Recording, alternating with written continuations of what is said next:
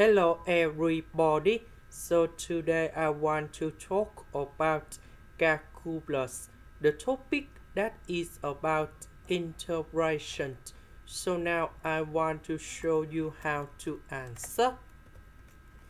I will put this one go to the left, t to the power of 3 dt will go to the right, and we have like this. Next, we put the integration for the both sides.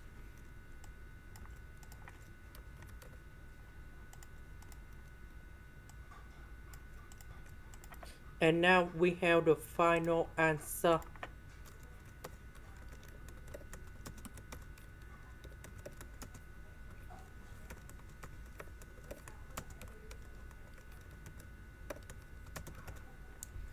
So this one we have number 5. And this one we have number 4. That is the end. Thank you for watching.